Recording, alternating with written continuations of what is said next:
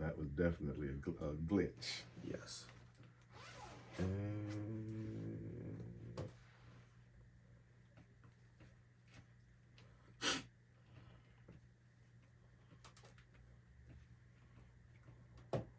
Woo! Woohoo! Woo! Yeah! Wow! You! Wow!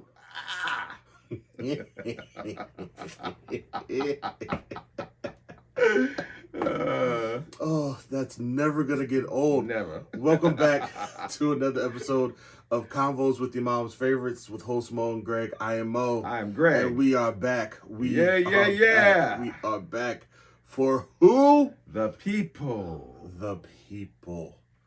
Uncle G, how are you? I'm good, man. How are you? I am doing good. I am doing really good. Good I am really Good to hear. I am really good. And we are in our Thanksgiving episode, I guess.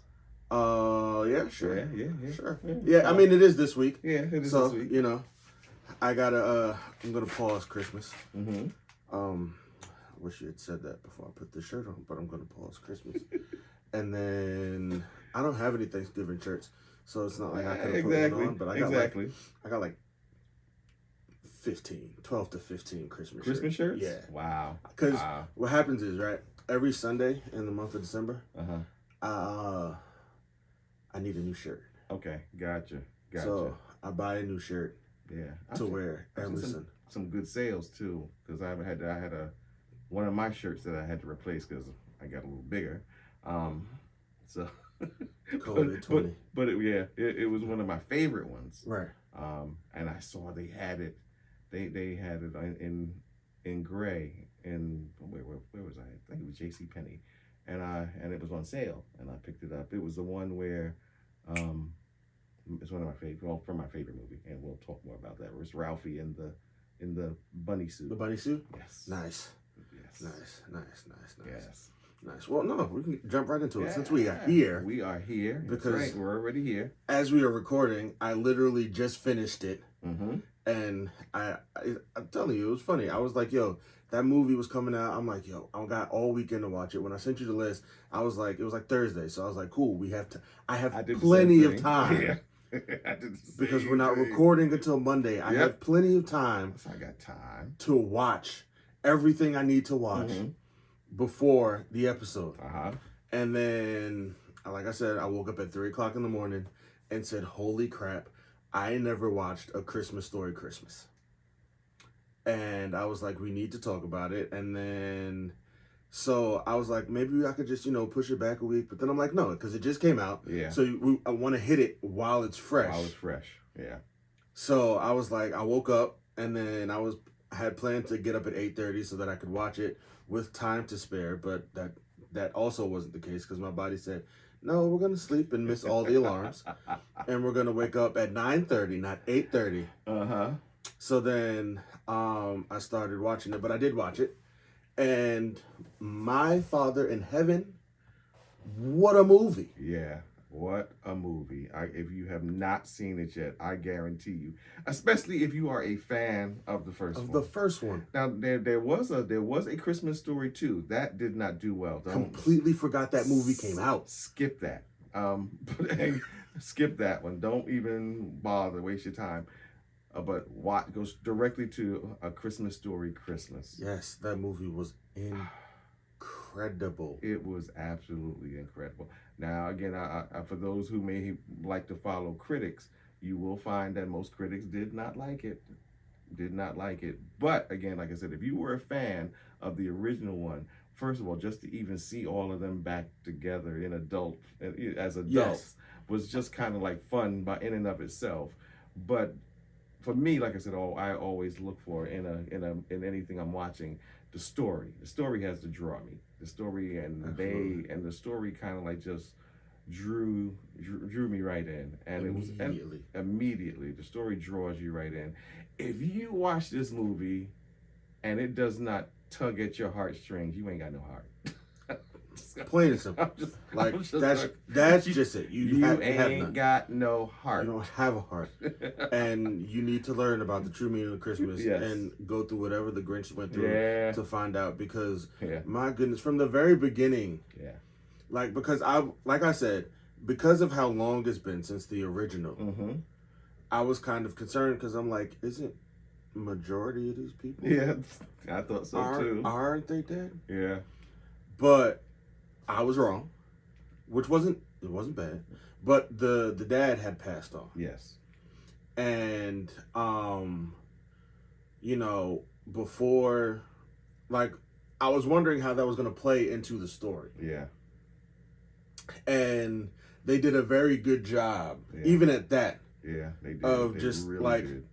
using that to push the story forward. Yeah. Yeah. Because then it brings him back to his hometown. Yeah. And oh wait, hold on. This entire episode. Oh God.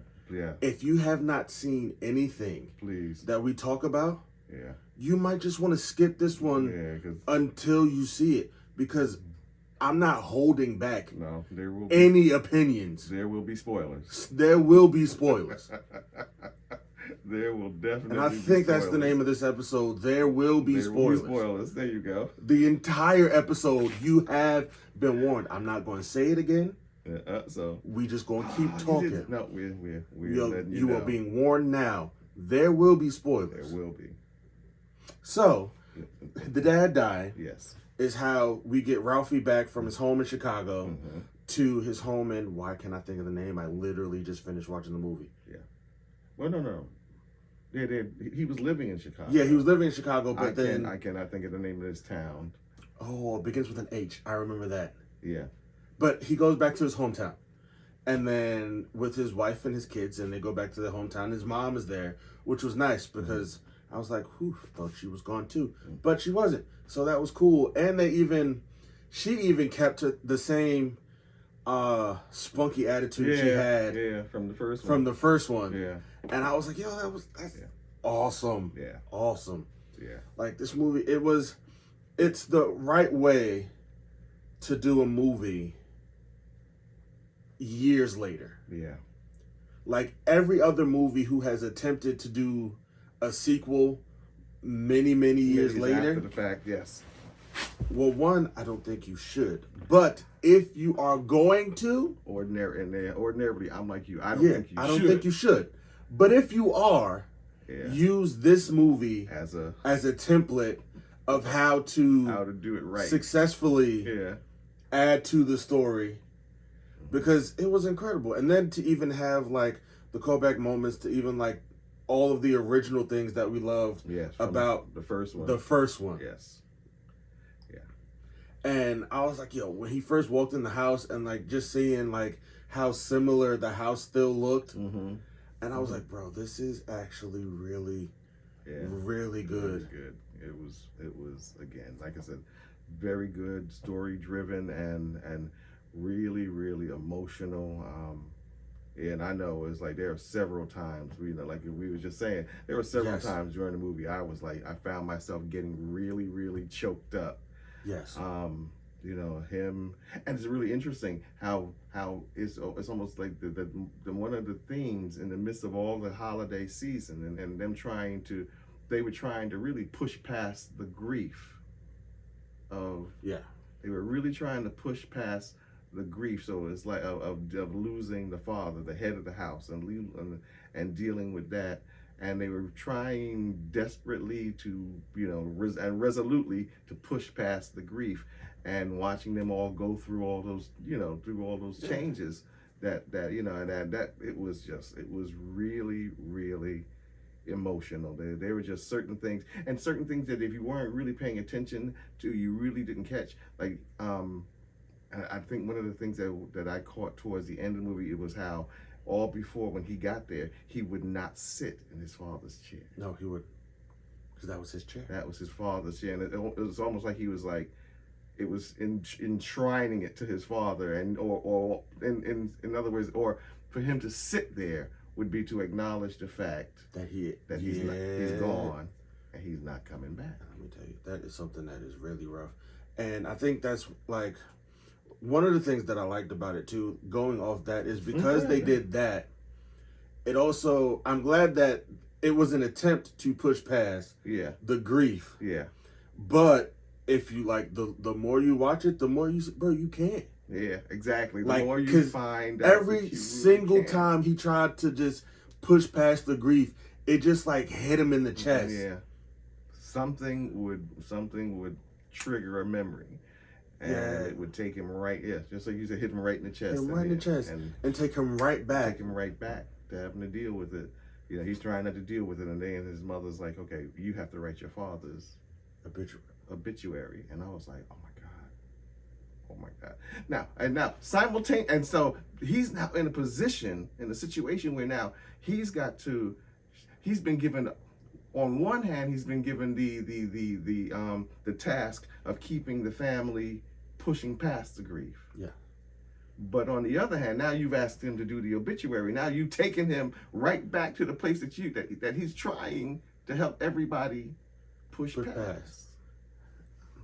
And I was like, wow. Yeah, I'm like, fam, how you expect him Yeah. to keep everybody happy, but you telling him to go sit in it? Like, in the same breath, Yeah. you gotta keep us going, but you gotta sit in it a little bit. Oh my God. Yeah. It was little things like that was kind of like really, really messing me up, because I was like, oh my God. But it had a lot of fun moments to But see. yeah, It's it like, was- I promise you, this movie is not as sad it's as not, we are starting it off. There's some really good There's some moments. really good moments because Yeah. when he goes to the bar to see his old friends from back in the day, and like I liked how they transitioned, because you knew who his friends were. Yeah. But to just see how much they've all grown, but how much they still look exactly like the they same. did Yeah. when they were kids. Yeah. That was incredible. Yeah, and I like good. the fact that they got everybody who played their roles to just come back and do it again. Yeah.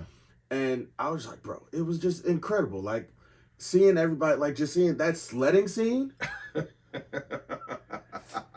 I was hysterical laughing. I was cracking up, man. From the very, I was sitting there, I was like, bro, he better triple dog dare him. At some point, there needs to be a triple dog dare thrown in in this movie at the right time. Right at the right time. Yeah. He was like, I triple dog dare you. And I was like, there it goes. Yeah. There it goes. And the interesting thing about and what's really funny about that, like you said, it's like, you know, even though they're adults, you still see how there's a lot of kids still in them, because you would think that as an adult you would still look at that and say, well, you know what, triple dog dare me, quadruple dog dare me, however many dogs you need.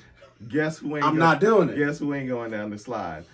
I'm coming back down. But you still have those moments, because I am not grown. I mean, I am, but I'm not. Yeah. Like, but it's still the same thing, because I'm cool, but then I think I've reached a level of maturity. Mm-hmm. But then if you put me, Will, and Dennis in like a room together, you start to realize just how much you just realize how much room there still is left to grow when you put the three of us in a room together. Yeah, I get you. I know there are just certain friends you put us, even at my age, there are just certain guys that you put us all together, or there's certain people you put me around. Right. I'm like, and you never know what's gonna happen. You don't know. You don't know. You don't know.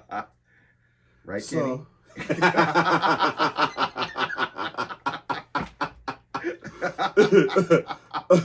But it was incredible. Like, this movie was amazing. Yeah. Even towards like the end, just like him running into Farkas. Yeah, that part. The bully. Running into the bully and him being a cop. I was like, dog, that is the last thing that he should have become was a cop. Yeah. Yeah, that was a good surprise. That was a really good surprise. But then even in that moment when like they're taking the ride in the car and Ralphie's in the back losing his mind because he's like, bro, he's about to just lose it on me, and he's a cop, so no one can stop him. Exactly. He could do it and make it look like an accident. Right. Only for him to drop him off at his house, and was like, yo, what you did, because I was glad they brought up the fact that, bro, Ralphie beat the bricks off of Farkas in A Christmas Story. Like, that is still one of my favorite scenes. Because at the end, he had a pop-out moment. I done had all I can stand, and I can't stand no more. And he went to town. He went totally ham on him. Totally ham. And then for him to be like, just for him to be like, I'm grateful that you did that for that moment because that moment changed my life. Wow. Yeah. It's like I was like, oh my God, bro. It's like those. It was like stuff like that made you really, really enjoy this movie. Yeah, it's because I'm like, bro, that's what Christmas is. Like that right there. Yeah. Is what Christmas is. Yeah. I liked his I liked his kids. Yes. I liked his kids. That it was that they were again. I liked his wife. Like the kids weren't overly annoying as most kids can be. Most kids can be. They're actually very reasonable. They had like their gripes and concerns were very they weren't over the top annoying like a lot of kids can be in movies. Because when they sat down and were trying to like manage their expectations at Christmas, I was like, I mean, at that age, I gotta feel them. Like it's just like, no, what are you talking about? Like it's not about the gifts. Excuse me, I'm sorry. Like, oh. What else is it about? Because I mean, even growing up in the church, I was born and raised learning that Christmas wasn't about the gifts. But yeah, Jesus is cool. Yeah. But there better be something under that But tree. I want some gifts. I want some gifts. And even they're concerned, because it was very concerned. It was one year we had to spend Christmas at my grandfather's house. I'm like, we have a chimney and a fireplace. Yeah. I'm like, so Santa can reach us. We're good. My grandfather didn't have one that Christmas. We had to stay at his house. Right, yeah. One, how is he going to know that I'm here? First. How's he going to know that I'm here and not at home? And if he has no chimney, how is he getting in to bring me my gifts? Yeah. These are all very valid young people Christmas concerns. That's right. And then even the little girl questioning the mall Santa. Yeah. Oh, that was hilarious. I was like, she broke it down. She said, "What's the latitude and the longitude?" I was like, but he was ready. He was ready. He knew it. He was ready, and I was so happy that he guessed right. Yeah, that he guessed. I was like, whew, please don't break this little girl's heart. Oh my God, because she broke my heart when the star fell off the tree. Oh yeah. That was another heart-tugging moment. Yes, because she was like, you said that Santa couldn't come, that the star was important for Santa to get here, and the stars and pieces on the floor. So that means he ain't gonna know. He ain't gonna know we here, and he's gonna pass us up. And I'm like, bro, she broke my heart. Yeah.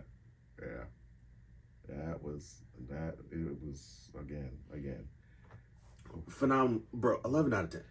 11 out of 10. Yeah. This movie was great. All around great. And even right up until the end. Even right up until the end. Till the literally end.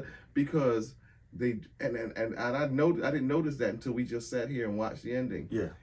How he's reading the story about his father, and they transition right into the beginning of A Christmas Story, and you're sitting there like, which means that if you decide one day to watch these in order, you gotta watch A Christmas Story Christmas first, and then you watch A Christmas Story. Yeah, there you go. Yep. That's how you gotta watch these movies now. That's how you gotta. From now on, you gotta watch A Christmas Story Christmas first, and then because it goes right into A Christmas Story. That'd be dope. I need somebody to do that. Just one supercut where you watch A Christmas Story Christmas, and then it just goes right into it could go right into it. Literally could go right into it. Into the beginning of A Christmas Story. That was incredible. Yeah. That was incredible. And after I watched it, I was and we're quote we're not professional critics. We just like what we like, and we just Excuse share me, that with excuse me, y'all. Excuse me. Huh? Yes, we are. We are professional. Yes, critics? we are professional critics. Okay. All right. We are. I stand corrected. We are professionals. We are professionals. Thank you. All right. Thank you. We are professionals. The Because world just hasn't caught up with us. That's yet. it. That's all that is. We are professional critics. We are professional critics. We are professional critics. And so, that being said, we are more than able to throw in our opinions about certain things. Because that's all critics are. Pretty much. Because again, movies, television, film, it's all subjective. Yes. Got it. So in that, right? Yes, we are critics. Okay. Professional. We are professionals. We are professional. That's right. We've been doing this for how long now? For over 2 years. Over 2 years? Yes, Okay. we are professionals. We are professionals. We are professionals. Okay.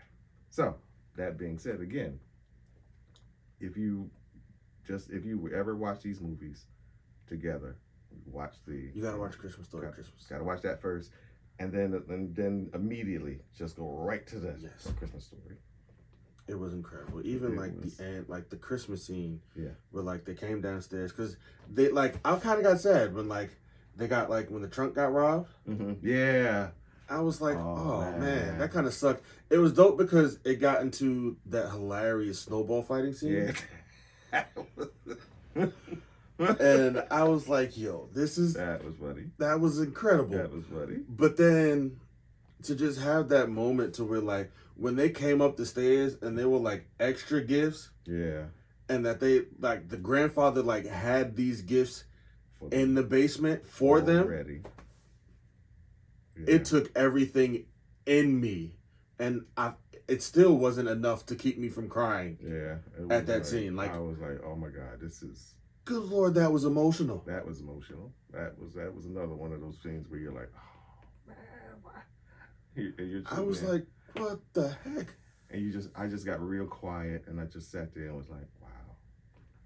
That was incredible. Like, I was speechless. Yeah. It was. Yeah, I couldn't. I literally had no words. Had no nothing, words. Had nothing to no say. words at all. That movie was amazing. Nothing to say. Do yourself a favor. Yeah. And go watch A Christmas Story Christmas right now. Yeah.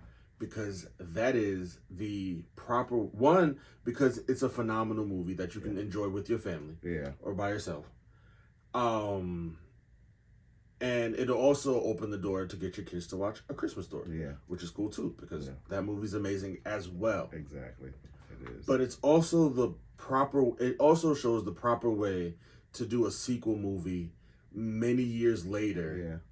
And keep the exact same magic that the original movie had. It really did. It really did. Like again, like I said, the critics didn't like it, but you know what? Listen, I told you where the critics could go. Yeah, we liked it. Yes. I told you exactly where the critics could go. It's like I loved it. The movie was great. I loved it. Yeah, the movie was great, and that is how you properly show, like how to do a sequel later on. Yeah. Because how long ago was it? I'm talking about what, 20 years? Was it 20? Has it been 20? I think it might be a little bit more than that. Yeah, it's been a long time. It's been a long time. It's been a long time. Yeah. And everyone else should take notes, like the Santa Clauses. And it's really interesting, even just just with the character Ralphie. He had that little laugh that he did, especially if he was into something was happening that was really devilish. He had that little laugh, and he didn't milk it. So it's like I think they did it twice in the whole movie. There were times where he was laughing, but that little snicker that he that evil little evil, they only do that twice in the whole movie, and I was like. That was good because you didn't push you didn't shove the nostalgia down our throat. Yeah, you found a way to seamlessly put it all together to make it really feel nostalgic. Yes, without it being overbearing. Like you just shoving it right. Yeah, like you said, shoving it right down our throats. Down our throats. It's like here's the nostalgia that you loved so much growing up. And I'm just like, bro, just make it. Dude, just make at least try to make it like fit in nicely. But we're gonna move right along because the Santa Clauses yes also released this week on Disney Plus. And if we're being honest, 100% honest, I need to know why these keep getting. We're gonna get into how I feel about it as like from plot point purposes, but why does it look worse than it did in the Santa Claus? Like, technology has far advanced. Yeah, exactly. Where we were when the Santa Claus Yeah. came out. Yeah. But it looked better. Yeah, it did. It really. I thought it was just me. I'm watching it. I'm like, what's wrong with this? Like, it looked better. The look, and I was having a problem with the look. Yeah, because it was like real fuzzy and I really. mean, it wasn't just the look, but that was the first thing I noticed. Was the look? Yeah. I'm like, why can't you still make it look realistic when he's flying through the sky and when the sleigh lands on the roof? Yeah. Fam, you know how many movies have had Santa land on the roof and it just looked real? Exactly. I'm just asking that you make it look real. Yeah. It was almost like you were looking at the first one again. With the effects. We can't disrespect the first one. Oh, no. First one was good. First one is canon. It is lovely. Matter of fact, I told you what I did before I watched the Santa Clauses. I went back and watched the first one. Just to kind of like just to refresh and to get a feeling again for this next series. Right. And maybe I shouldn't have did that, but again, for the first, but you could understand, yeah, why the first one looked like that because of when the first one came out. Yeah, I thought the first one, the effects were they were great. The movie looked great. They were superior compared to, and it still holds up. And I again, like you said, I was expecting more, and so that was one of the first things. Yeah. Yeah, and I'm just like, fam, at the end of the day, how many clauses is in this one little card? Like, bro, you can't zoom in anymore. He even said, how can you read that?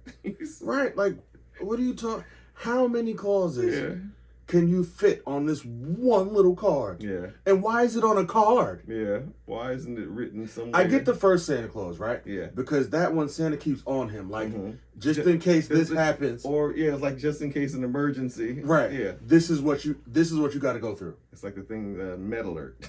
Yes.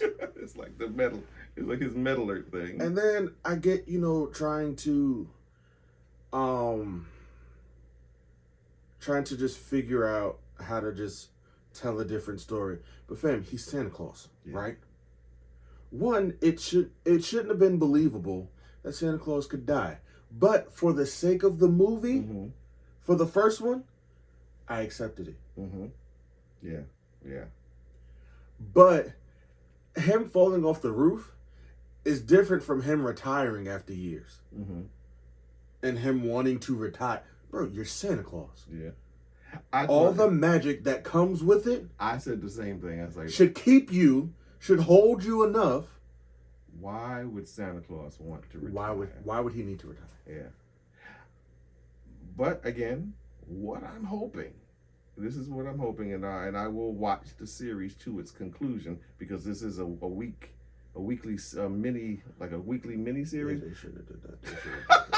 You know what? It probably would have been better if they just did it as a one shot, if they just or if they had just released all the episodes at once. At one time.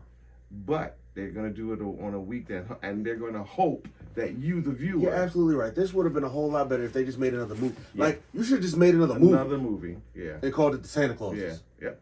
They could have done it. They could have done it that way, because I believe what they want to do is besides stretch it out and make some money, they're going to answer a lot of those questions that we kind of like just posed, because they're already it already looks like they're setting it up like that. Yeah. Like, especially in the role in the question of Mrs. Claus. What happened to the original? What happened to the other one? Yeah, what happened to the? That's a very valid question. Yeah, and why can't she remember her real name? It's like, okay, well, how come You know, so she's starting to ask a whole bunch of questions that to me she should have been asking from the beginning. But nonetheless, and it's so it's like they're setting it up to answer some of those questions. But again, is it too late? I don't know. Or could they have done it? Could they have done it with just one movie? I think they so. could have. They could have done it. I with think just so a movie. because we'll see. But they definitely they could have done a lot because it definitely begged the question when they were talking about Mrs. Claus if the last Santa was married and what happened because what happened to her, and if he wasn't married, then why was the second movie? Yeah. Because the entire second movie was him needing to find a wife in order to stay Santa Claus. Exactly. So if the last guy never had to find a wife, why did he have to find a wife? Why did he have to find a wife? Mm-hmm. And then it's like, did the last guy have kids? What did the last guy do as like Santa Claus? Mm-hmm. And did they have kids? And if so, what happened to the kids? What happened to the kids? And when he faded off the scene, what happened to like you said? What happened to Mrs. Claus? Did she fade off the scene too? Where is everyone? Yeah. Like, so and already, she asked the head elf those questions, and she was like, "We can't talk about that." I'm like, oh, it must be Bruno. Oh, yeah. She's evoking the Bruno clause. Maybe it's on that card. Yeah, they got to zoom in one more time to, Or better yet, there's another. There's the Mrs. Claus. Yeah. That's please, God, please no, do not do that. Don't do that. Oh, please don't do that. I shouldn't have said that. Oh. But if you do it, cut me my check. Yeah, for real, Disney. Cut me my check if you do the Mrs. Claus. Yeah. It's yeah. Because that's a thought. It's a thought. So and again, I'm not gonna lie. I'd watch it. Yeah, I'd watch it. I'd watch it because I was kind of until you mentioned the fact that we were going to talk about it. I was kind of drawn about whether I was going to watch this. I was like, am I going to watch this? I don't know. I felt we had a responsibility to our viewers. Yeah. Okay. No. Yeah. For those again who are big fans of the Santa Claus series, I felt we had a responsibility. And it's Christmas. And it's Christmas. Anything Christmas, I'm granting grace and giving a chance to watch it. Gotcha.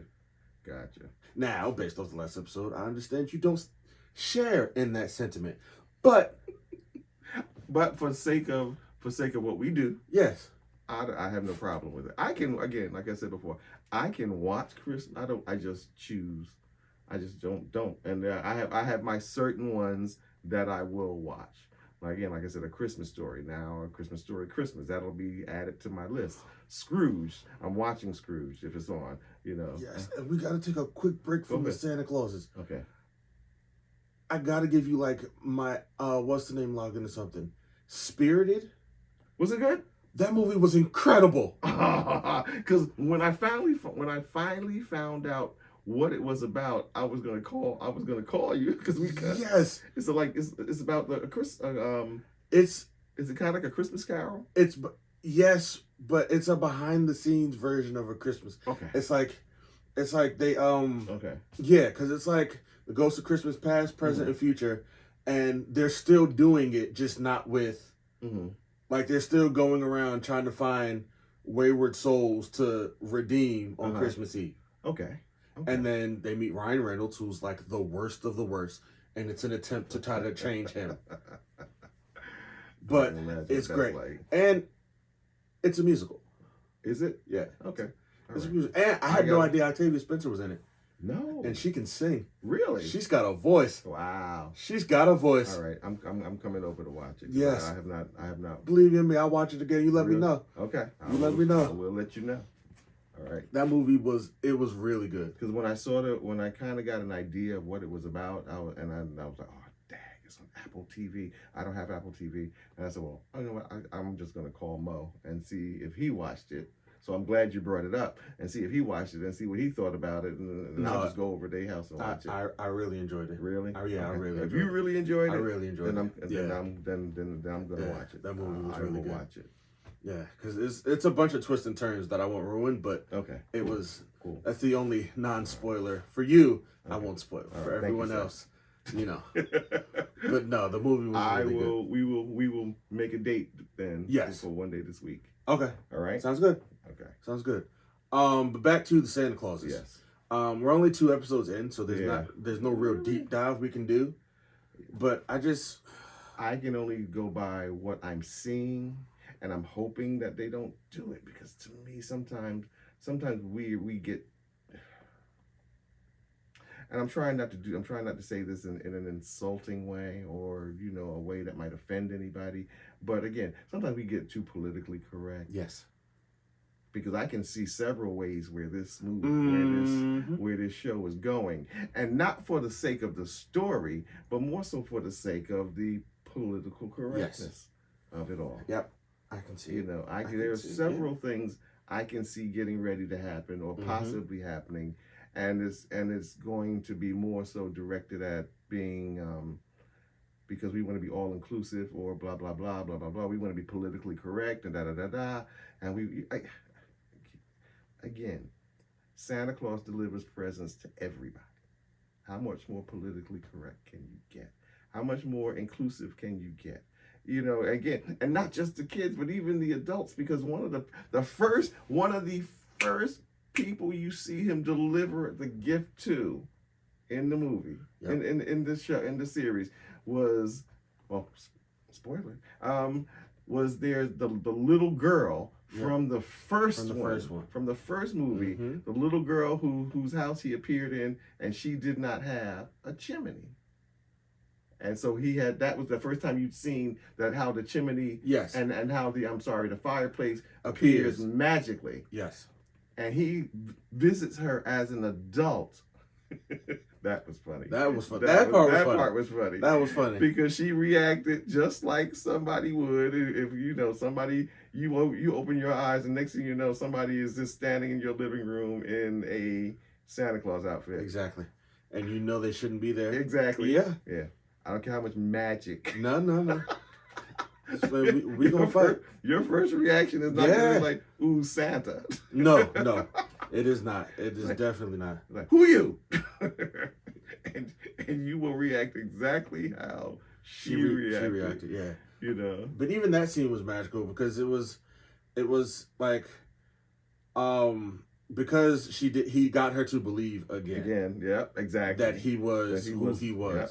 Also, why were there so many flashbacks? A Christmas Story had flashbacks, but it was nothing it was like you used flashbacks to tell this story. Yeah. There were a lot. And I'm like, fam, for this, I'll just watch the Santa Claus. And you know what? I was not anticipating it being a lot of flashbacks.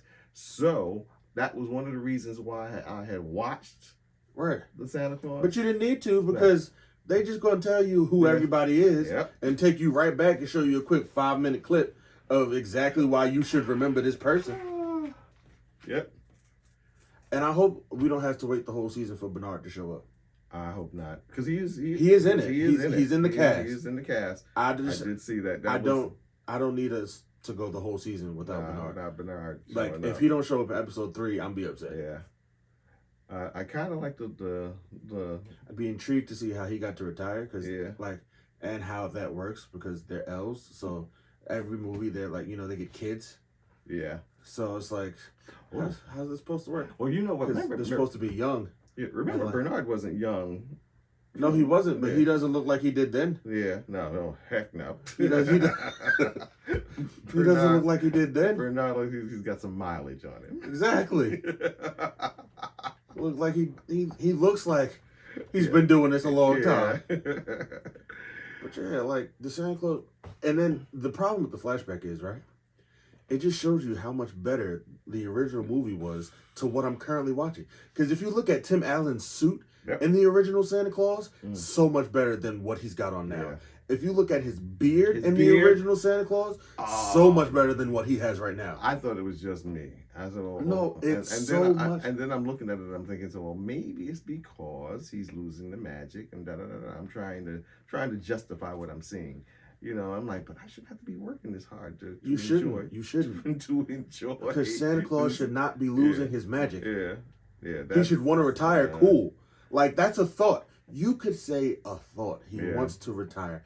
it should not be because like his magic shouldn't be affected by him wanting to just take a break. And then the whole thing with him and Mrs. Claus having children. I was like, No kid wants to picture Santa Claus doing it. that and plus the fact that it's like, but why would you want to have kids? Because you already know that the job you have and the position you're in. And that's what they're bringing up in this show. Yeah. So why would you do that to yourself? Why would you do that to yourself? Bro, you were barely taking care of Charlie. Why would you have more? Especially because you already saw the effect it had on Charlie. Why would you do that? Why would you do that? You already know that your job, what your job was in the original Santa Claus, how that affected your relationship with your son and your then wife. Yep. So why would you go and do it again? Why would you do that? I didn't understand that. Again, maybe it's something that they will reveal in future episodes. And then it's like you raised them in that environment, but you raised them in that environment, but it's not like they didn't know that there was an outside world that they didn't and so it's like That's how serial killers are born. That's interesting. Yeah, that is how serial killers are born. Yeah, I'm sitting there like, what? And these kids are big. These are now they're like they're like big kids, and so I'm like wondering, how are you keeping them there? How are you keeping them? Or is it and so again, is that going to be one of the things that eventually they're going to leave and be released into the world? Because even Charlie even said he was like, Dad, he said, do you see the effect that this is having on the kids? And he was like, and I was like, oh, okay. So Charlie he said, and his father tried to defend it, but Charlie was like, no. I've spent time with them. I know what they're thinking. Right. And I was like, oh heck, okay, all right. And it's like I said, a lot of stuff going on, and again, it's a lot of loose threads. And you're gonna try to tie all of these loose threads up. I don't know if you can. I really don't know if you can. If you can, I will be the first one to applaud that. But it's like, looks like, for every question they come up with, it's going to be another question. All right. It's like, and then something else that does not quite tie up and make sense. No. But, that's on Disney Plus. Yeah. Should, So, again, watch it. Why? Yes, if you should be so inclined. Yeah. And you probably will, because if you were a fan, or if you were or are a fan of these series, you're gonna kind of want to see how this turns out. If you're a fan of the Santa Claus, and you know that they should have done this. Yeah. If you were a true fan if you like the Santa Claus, they should have stopped right there. It should have just. Hold on, we gotta change that. If you were born before 95, and you're a fan of the Santa Claus, then you know that they shouldn't have done this. Yeah. Because then you're like... Because I do know a 12-year-old boy who enjoys 2 and 3 more than the first one. Really? Yes. He does? And yes, but he's 12, so... he's 12. So... He enjoys 3? Yes. Yes. But he's young. Yeah, I know. He's young, so, What are you gonna do? Yeah. What are you gonna do? Has he watched? Do you know if he's watched the has he started watching the series? I don't know. Okay. I gotta ask him. But yeah. Yeah. So, give it a shot. Or not. Yeah. Your choice. That's what we think of it. Yeah. We're gonna keep watching to see, I'm gonna keep see if it gets better or worse. Hopefully it gets better.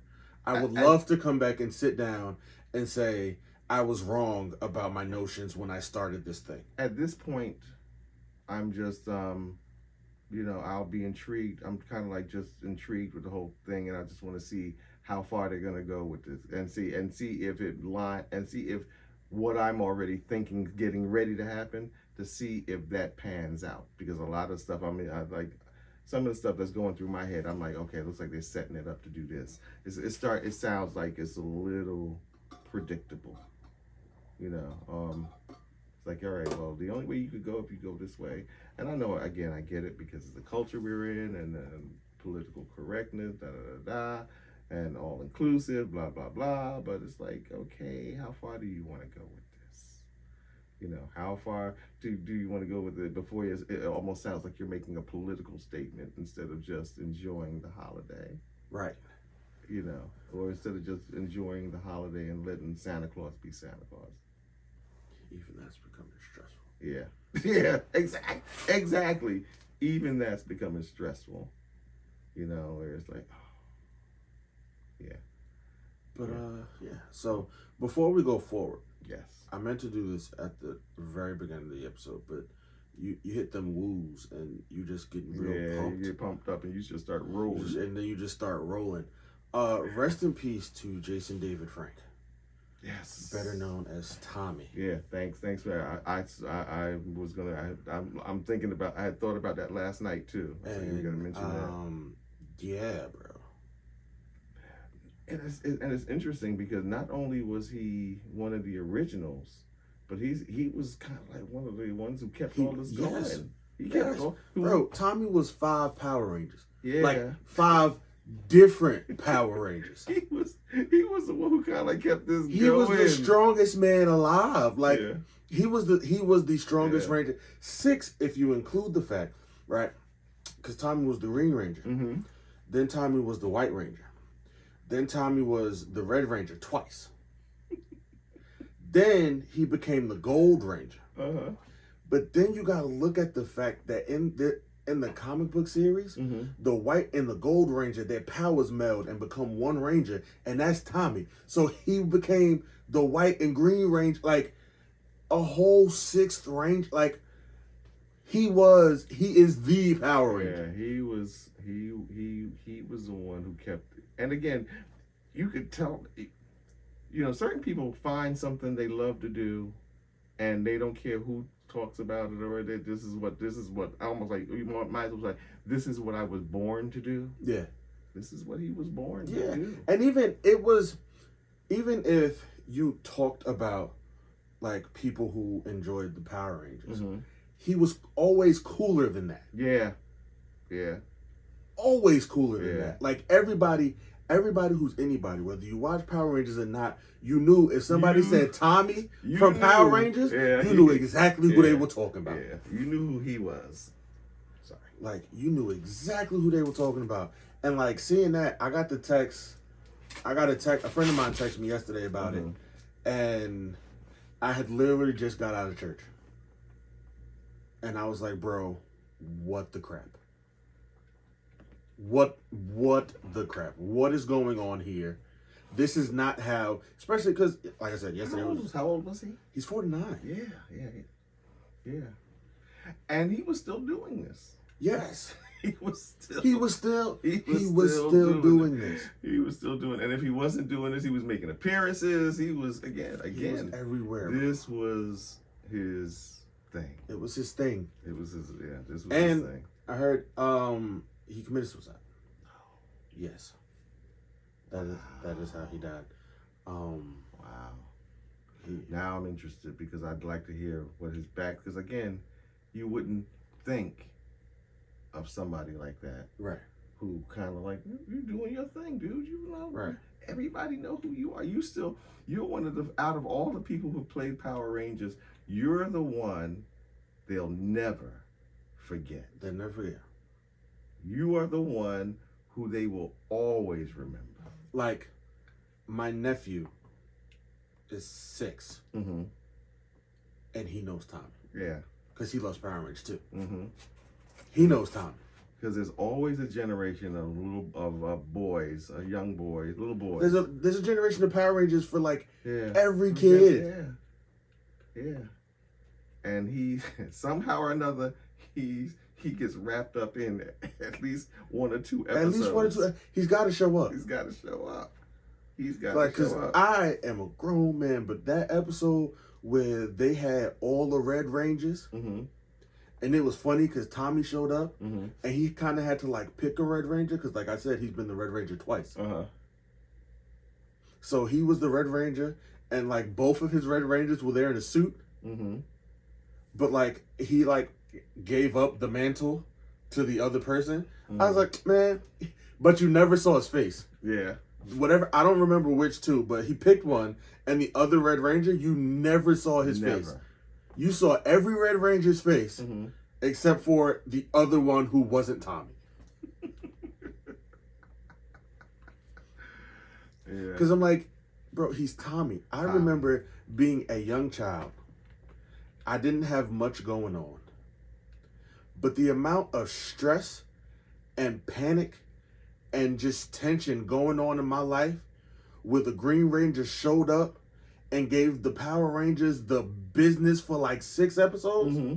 Like when he first showed up on the scene, jumped in a Megazord. I actually just posted this on the pod page. Mm-hmm. He jumped in the Megazord, beat them up so bad that he kicked them out the Megazord and then continued to kick their behinds for like 6 episodes before they turned him around.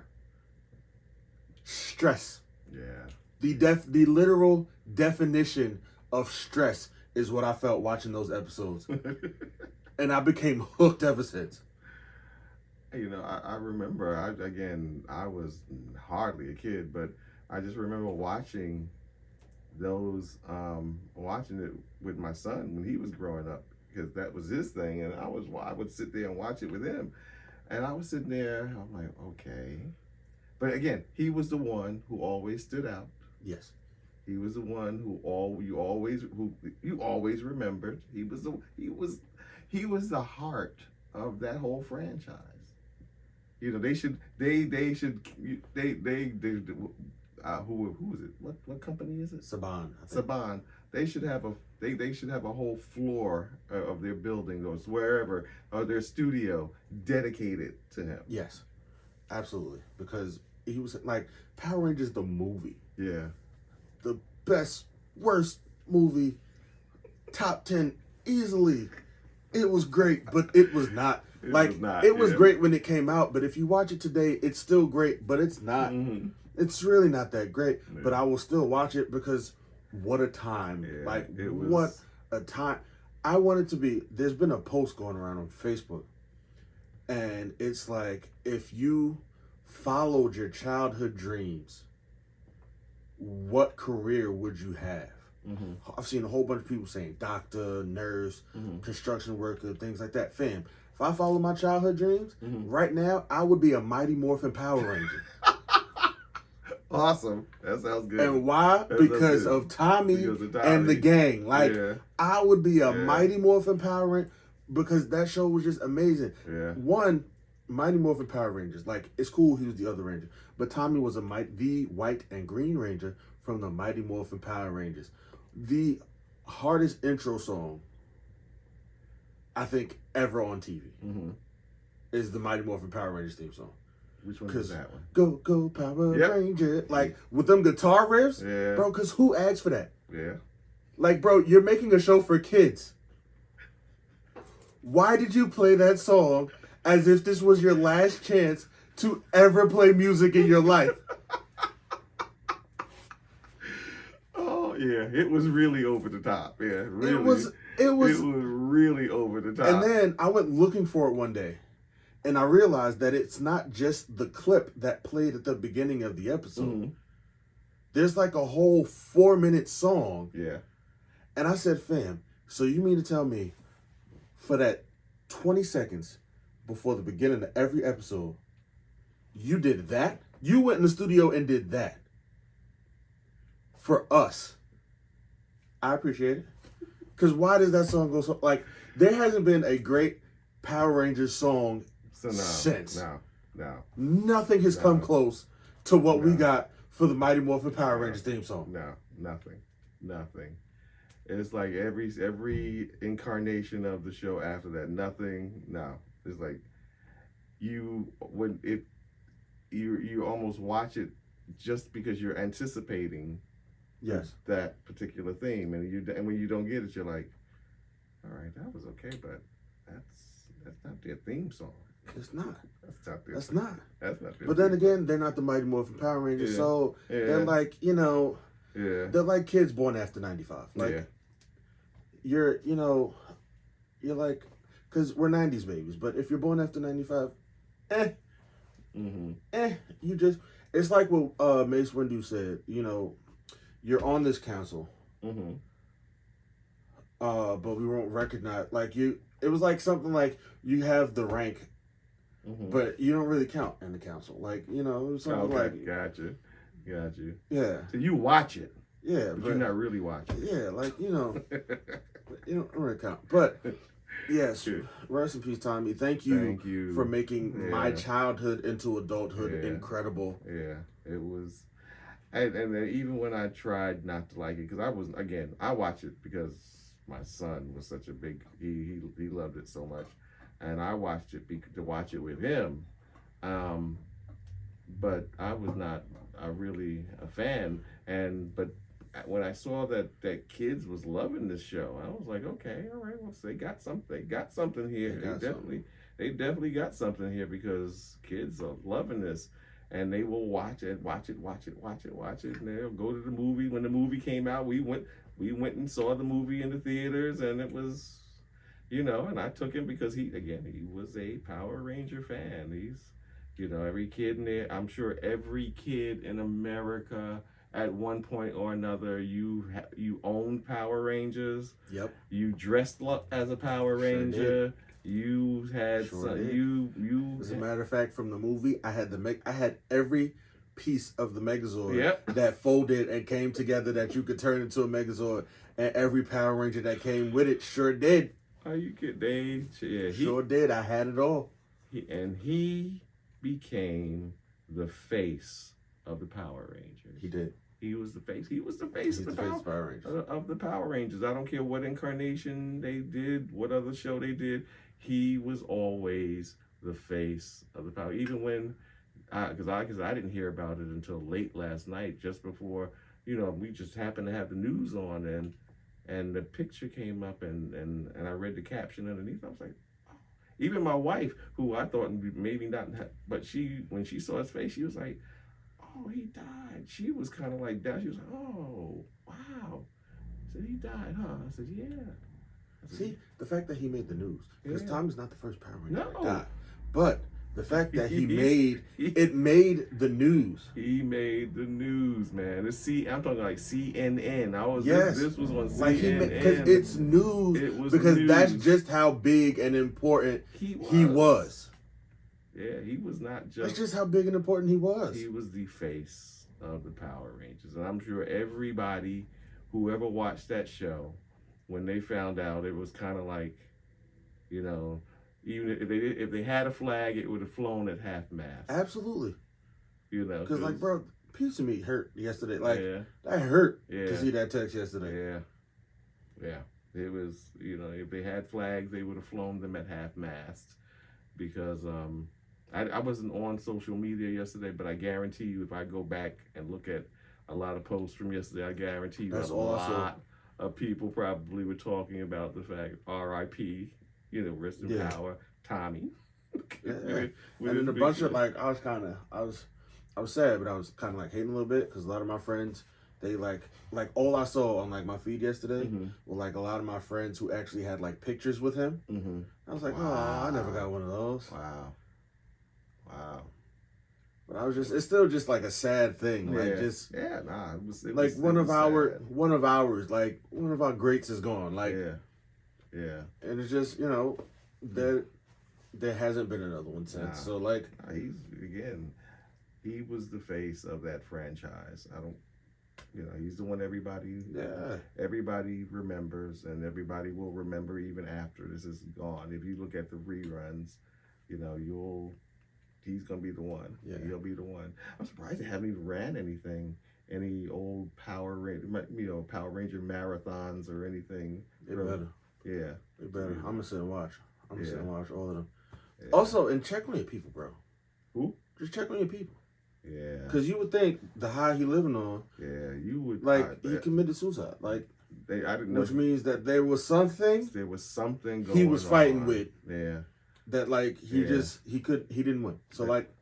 That despite all that, all the accolades and, and despite the fact that people still really, really, at the end of the day, as a celebrity, that people still knew who you were, who you are, and people still calling your name, Right. you walking down the street and some random person just jumps up, Tommy, so and you still got groupies. And right. So you would think that somebody who is still recognizable and who's still a part of that thing, of that world, that they got it all together, but obviously there was something going on that people that we weren't aware that we weren't privy to. But yeah, rest in peace, Tommy. Yeah, definitely. Yeah, glad you brought that up. Yeah. So we're gonna switch. Yeah. And I gotta lighten this mood. Jesus, it's a little heavy. Ooh. We're gonna get to it because put it off long enough. Yeah. I didn't want to start with it, but we're gonna end with it because I am a man of my word. Wakanda Forever came out 2 weeks ago. First of all, has it been 2 weeks already? Or no, a week ago. A week? It'll be like 2 weeks this Thursday. Yeah, this week it'll be 2 weeks. Yeah. But it's been out like 2 weekends. Yeah. Okay. Like for 2 weekends. Yeah. Yep, you're right. Yeah. First and foremost. Yeah. Let's just put that out there.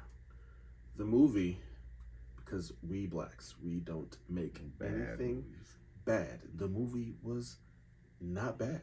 No. The movie was really good. Putting that out there first and foremost. I enjoyed this movie a little bit.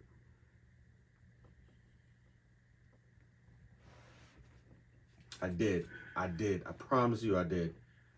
You saw it twice already, right? I saw it twice, yes. I've only seen it once. Yes. I'm going back to see it again. I saw it last Sunday, and then I went and saw it Saturday. Because speaking of which, I think right before Christmas, if not Christmas, it'll be on Disney. Oh, awesome. Yeah, it'll be on Disney Plus. Also, just, I don't think I'm going to go see it 4 times in theaters. No. No. No. Okay, but let's No. I want to go back and see it in the theaters. Yeah, you should. You should. Again. You should. For sure. But I'm not gonna go and see it. It's not 4-time movie worthy like the first one was. Mm-hmm. Because even last night we watched Black Panther was on last night. Yes. Watching it again, if they drop Black Panther in the movie again, I'd go see it again. I'm not going to see this again in theaters. Not paying for it anymore. I'm not paying for it anymore. Now, okay, the movie as a whole was really something. The tribute that they did to Chadwick Boseman, may he continue to rest in peace. The tribute to him was nothing less than spectacular. Yeah, they did. The tribute was good. They did a phenomenal job at paying tribute, at paying homage to him. Yes. And I applaud them for that. Now, they should have recasted the role. Really?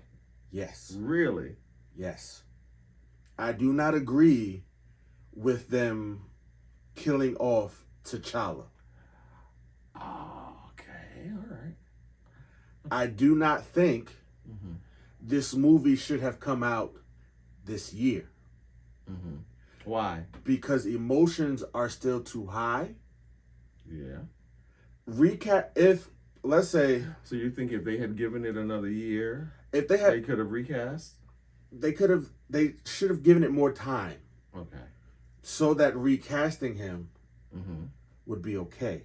Okay. Like it would be better because I saw a lot of people who still get very emotional about this topic, and who are like, "Bro, he shouldn't have been recasted," and I'm like, he should have, because he was, and I get why you can't hold. The more you hold off, the less sense it makes in the grand storyline of the MCU, because he's already in, like, Wakanda, the Black Panther is already here.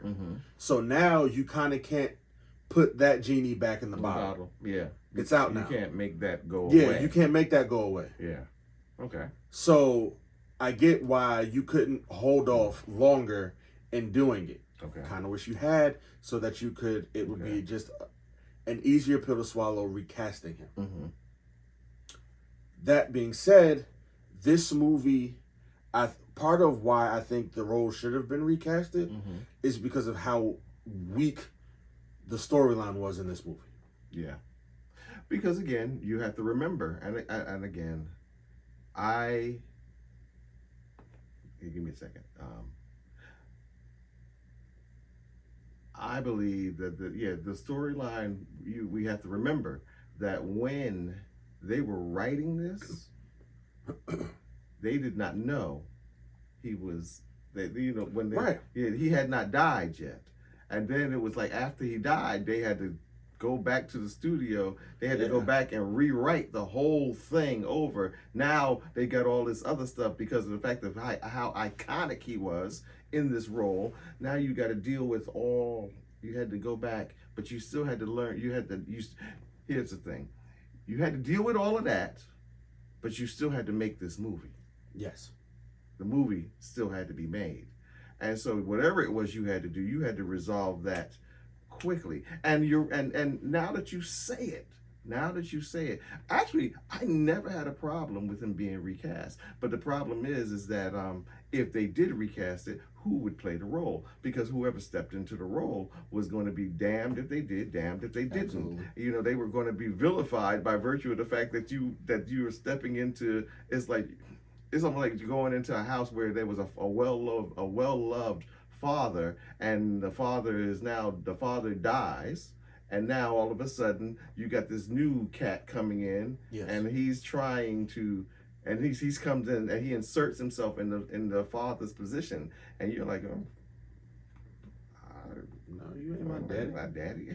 And it's not that you, and he may be a nice guy, but it's just the fact that he's not who you're used to. He's not the person that you love. Now, maybe one day you could love him, but right now, no. And so maybe timing, you're right. You're right. You are absolutely right. Maybe the timing, maybe if they had put it off a little longer, they could have, it would have made more sense to people to recast, because again, it was right where our emotions were still a little high, but I'm like, I'm again, I never had a problem with him being recast. I just couldn't understand why people. Well, I couldn't understand. It was like, look, do y'all want this movie to be made, or do y'all want this not to be made? That's it, because here's the thing: he's the character. They need to keep the character in the MCU because of the fact that he's such an integral part. And Wakanda, like you just said, is such an integral part of the MCU. So they have to they can't just push that to the side. This movie had to be made. Now, it was just a matter of fact. And it could not be made with Chadwick. So it was like, all right, what we had one or two choices. Either we get somebody else to be the Black Panther. Well, that's really not even you were going to have to. It was just a matter of, was it going to be somebody else as T'Challa? You know what I'm saying? Or was it going to be somebody else taking on the mantle of the Black Panther? Which, again, according to their culture, has happened before. He was not the only Black Panther. He wasn't the only one. And so there was the possibility.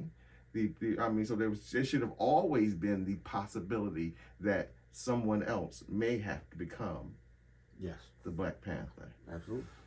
Okay, but let's go on, because again, I have some other thoughts. Yes, me too, because it felt like, and I've said this like a couple times, it felt like I was watching Namor featuring Wakanda and not Wakanda Forever. Granted, I get you had to introducing him. Character, yeah, you were introducing the character. Fam, we didn't need to know. We didn't need to go to Talokan in this movie. We didn't need to see where he came from. Like that whole scene with him and Shuri, like following wherever he had her captive. Keep him there, right? He's fighting. All we needed. Who needs to see more when you say we're fighting for? I'm fighting for my people. Okay. I don't need to see your people in this movie. Okay. You could mention it. Absolutely. Again, that was to introduce the character. They had to. I commend them that, because I don't know if I would have had the stamina or the stick-to-itiveness of Ryan Coogler. Yes. I don't know if I would have been able to do it, because with all that they were up against, and you had then having to deal with the fan base, it was just a lot. Because here it is again. The movie, Namor's character should have been a standalone movie. Absolutely. Or it should have been something that they did on Disney, so that they would have been able to properly tell his backstory, and then just introduce however it as they were going to introduce him into this particular storyline. But again, it was almost like you were seeing two separate movies. In two separate movies. And so that case, and in that regard, it got a little confusing, because it was like watching two separate movies, and there were just so many. There were a lot. Again, I loved the movie. Don't make no mistakes about it. I loved the movie. I think I loved it a lot more than you did, and I definitely a lot more than, like I said, a lot of critics did. I love the movie. And maybe because I looked at it from a different perspective, and I tried not to focus too much on, especially even dealing with the Namor thing. I tried not to focus too much on that, because I know that at the heart of this movie had to be made because they had to deal with it, and we had to deal with the loss of Chadwick Boseman. Which is what I get. Which is why this movie had to be made, and it had to be made the way it was. But that being said, there was a lot of stuff that they probably could have left for something else. Like I said, there was a lot of stuff. They should have. If that was what you were going to deal with, that's what it should have been. That's what it should have been. But again. It's like, who wants to sit through a 2-3 hour eulogy? Again. No, I get it, and you could have just helped us deal with the grief, which was cool. Because it was just like, fam, which is why I get why they focus so much on it. Yes. And dealing with grief and having to move past grief. Yep. I even get why the end credits were the literal credits, the end credits. Why that started the way it did, that did what it did. Because if the Wakanda tradition is you burn your funeral garbs because you need to move on past this moment. Yep. And if you keep looking at the funeral garbs, the only thing it's going to remind you is that somebody you love died. So I get burning it, so then you have the credits on fire as kind of like, hey, he's gone. So now we as a people... And as fans... it's time for us to move forward. To move on. And the other thing that helped me kind of even deal with that is the fact that, what I said to somebody one time, even my wife said it, and she surprised me. She said, said, nobody in the MCU really is ever dead. No. So she said, so now, and here's the thing, and y'all might want to listen to this, as far as so now, if you wanted to recast him, it would have been a good time to recast T'Challa, meaning that you brought him back. You brought him back. I don't know. I can't say how, or the hows, or the whys, or the wherefores, or how you would do it. But if you brought him back, now would be the time, a good time to recast. Absolutely. Now again, and maybe they'll do that in the next one. I don't know, or in a future one. I don't know, but now would be, because I think now people are able to move. All right, they made Shuri. They made Shuri the Black Panther, which I called, and I hated that I was right. Yeah. I hated that I was right. You know what? But it was like, who else could it be? You're right. It could have been anybody, bro. But it didn't. It didn't feel. No, I think it didn't feel earned. I think it was that they had to be from the royal family. No. I take that back. It didn't. It could have been any. It could have been M'Baku. It could have been M'Baku. It could have been M'Baku. It could have been Nakia. It could have been Okoye. Like, yep. It could have been anybody who rose to the challenge. But again, Shuri was the easy. It's the easy out, and it didn't feel earned for me. Yeah, Shuri was the easy out. I was hoping that it wouldn't be Shuri. I think it would have made it more interesting if it had been somebody else. But again, Shuri was the easy out. It was easy. It was easy. And you know why it's going to be easy? Because it's going to be even easier to move her out of it. Oh, absolutely. It's going to be even easier. Absolutely. Because even when M'Baku came and was like, I'm challenging for the throne, I said, whoo, please get her up out of there. It's going to be, because here's the thing. The mantle she's holding, she didn't want that. She didn't want it. She didn't want it. She never wanted that. And I'm like, fam, again, like I said. And again, it's going to be that much easier to transition her out. Because when she almost killed Namor. Mm-hmm. At least show me that she was struggling with trying not to kill him before actually getting the chance to kill him, and then her mother showing up. She went in having no remorse whatsoever. So the whole thing where she's seeing Angela Bassett in that moment, cool scene, bro, but it didn't fit because nothing up to that point had me believing that Shuri had any ounce where she would hesitate. No, Shuri was angry.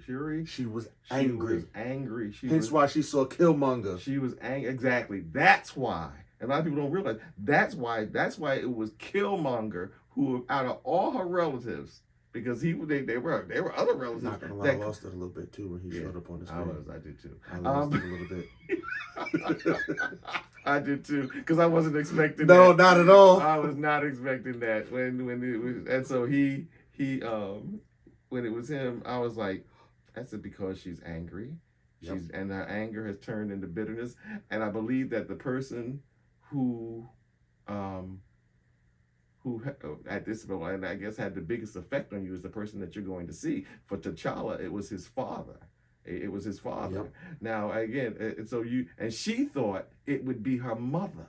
Mm-hmm. She immediately thought, but that's not who was having the bigger effect on her. Because of her anger and her bitterness, because of what had happened to T'Challa, and then what had happened to her mother. The only thing she wanted was revenge, and so who else? Who was down for that movement? Killmonger. Killmonger's like, you could either be honorable, or you could be like me and handle stuff. Because at the end of the day, he wasn't wrong. No, he wasn't wrong. His methods were a little extreme. Yeah. But he wasn't wrong. Yeah. Yep. All he wanted was for his people to stop being like. All he wanted to do was take his people from the bottom of the food chain to the top of the food chain. Ain't nothing wrong with that. Like I said, his methods were just a bit extreme. Yeah. It's like him and Thanos. Yeah. Neither one of them were wrong in their goal. Nope. They're just very extreme methods. And again, he was younger. He was brought up in he was not brought up in the royal palace of Wakanda. He was not brought up under Wakandan teachings. So he was straight up American. And he was brought up on the other side. He was brought up under Black American culture, and having seen what has happened to Black Americans, and again, like you said, his whole thing was to uplift. And again, I just like his father before him. Yeah, his father was because his father was he was brought up in Wakanda Yeah. traditions, but when he came to America It was and saw how how it was Americans were going. being, Yeah. how Black Americans were being treated, Yeah. he was like, "Nah, fam, we got to change all of Yeah. this right now." And we have the ability to do it. He said, why aren't we? Why? And why aren't we at the top of the food chain? He's like, because we have the ability. We could do this. But again, he said, like he said to her, he said, you can be noble like your brother, or You can handle your business. You can handle business like me. And she was like, I'm gonna handle some business. She's like, yeah. She said, I've seen what nobility gets you. I've seen what nobility. I've seen what playing the game according to their rules. She said, I see what that gets you. And she was like, you know what? Nah, I'm not doing that anymore. She was like, nah, I'm not doing that. She was like, I'm not doing that. She's like, I'm gonna be the queen who's going to get out there and wreck shop. I'm gonna be the queen who's gonna get out there and let them know that Wakanda is not to be trifled with, which is kind of like even where her mother, the kind of like where her mom was heading, because her mother was like, I have given everything, and she said, I am tired. She said when they brought those and she even to prove what was going on. Is that when the world found out Wakanda no longer had a king on the throne, they thought that the world began to think of it. So now they're coming in to take what was not theirs. Right. They saw the meat flying. Yeah. Like they saw it. They was like, "Oh, look, fresh meat." Yeah. That we could just take and pick and. And she was like, "No. Consider this an act of grace." I was like, "Ooh, you better go ahead." She was like, consider this an act of grace. She said, because in other words, and I'm paraphrasing, she said, because it will not be like this next time. If they try that again. If you try that again. I was like, ooh, that should scare y'all. I'm like, I want to go next. First of all, go ahead. Great Value Tony Stark annoyed me. Who? Great Value Tony Stark. I'm sorry. Who? Great Value Tony Stark. What are you talking about? Yes. Great Value Tony Stark. Oh, that's messed up. I was like, is he calling her Great Value? Yes, I am. She is Great Value Tony Stark. Yeah. And they don't give you enough. She wasn't necessary. No, she really wasn't. She wasn't necessary. They could have introduced her character some other way. Somewhere else. You could have shipped her off to Disney Plus. Yeah, she should have been. That should have shipped her off right to Disney Plus. That should have been a Disney Plus series. She had no. I was like, what? Why is she? I'd watch that before I watched WandaVision again. Yeah. Don't. We're not going back there, but I'm just saying I'd be more intrigued, you know. But no, like, fam, what was she? Her suit was horrible. Like, the first suit was better than the actual suit. Yeah, like that suit, Uncle Greg, was atrocious. Yeah, it looked like there's an anime. She looks like you remember Beetleborgs? Yes, that's what she looks like. I just didn't understand why she was there. And I'm not saying, for me, I'm not saying she was a bad character. I'm not saying, but I just couldn't understand why she was in this movie. She served no purpose at all. Unless y'all saw something we didn't. She served no purpose. There was no purpose at all. It was just it was just having her there, really just to introduce her to the MCU, and that was cheating, because I'm thinking she should have had. It would have been better if they had done it through a Disney thing. On a series or something like that. A Disney series.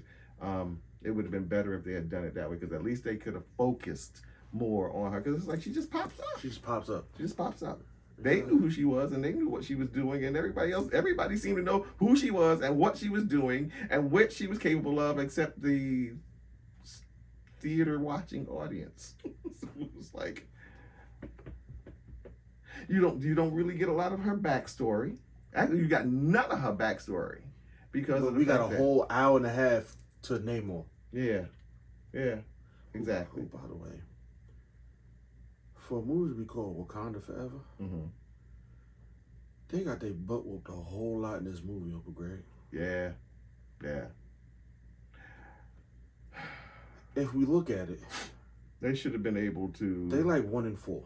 They should have been able. Well, you know what? They like Here's 1 the and thing. 4.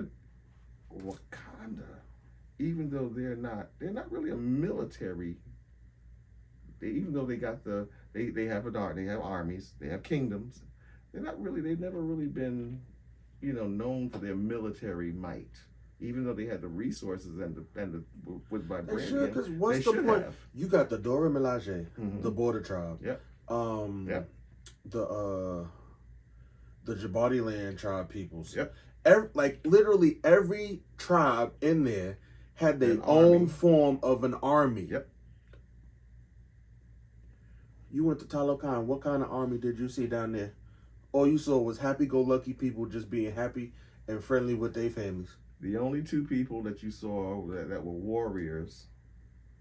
Well, no, there were some, yeah, but you wouldn't expected them to have an army or a militia of that size, Yeah. or of a size comparable to that of Wakanda, because the only ones you really had it was Atuma and Namora.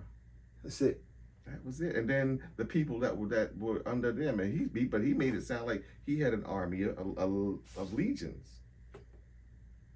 I'm like, man, why did you y'all got Yeah. handed to you Yeah.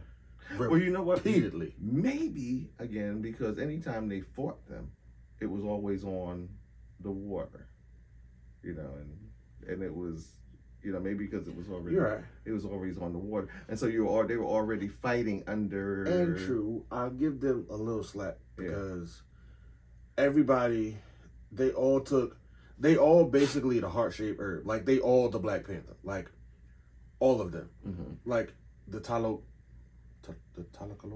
The Talokians. Yeah. Yeah. They all, because remember, they were all dying of smallpox. Yeah. And then they found the plant that had vibranium in it. Mm-hmm. They all took that, and that's why they live underwater. Yeah. So if you having kids, yeah, they kind of all just, instead of just drinking the little purple juice, they kind of, it's built in them. They're born that way. So in that respect, they all stronger. Mm-hmm. But bro, y'all got y'all but whooped on numerous occasions. The only win y'all got was Shuri beat Namor. That's it. Because they're not, even though they are powerful, they're really not. Wakanda is basically a peaceful nation. They're not war. They although they are skilled in war, they are not warriors. They should. They are not warriors, because if they were, and even going back to Killmonger, that's what he could not understand. He couldn't understand. It's like, I think that whole thing would have went a little different if he was still kicking, but yeah, he's like, they don't ask me these things. Yeah. If he was still around, if he was still in charge, they should have asked you. they should have asked me. If he was still kicking, things would have been a whole lot different. Yeah, it was. Again, I loved the movie. I thought it had some problems, but they were working with, to me, and what helped me deal with the problematic stuff I saw was the fact that, again, they were dealing with so much stuff. Now, my gut, and I'm looking at it, and after looking at it, and now again, I want to go see it again so I can kind of just sit and just really, really pay attention, and maybe, because you go in to see a movie the first go round, you're watching it and you're just excited that the movie, especially if it's something that you really want to see, you're just excited and glad to be there and glad that this is finally happening, glad that you're finally seeing it, and so you really don't, you made that. But when you go back and see it the next time, all right, I'm over the hype. Yep. Now let me really watch this. Which is movie. why, again, Yeah, like I said, I gave it a rating the first time, and then You went back the and rating, gave I it- went and saw it again. The rating changed. Yeah.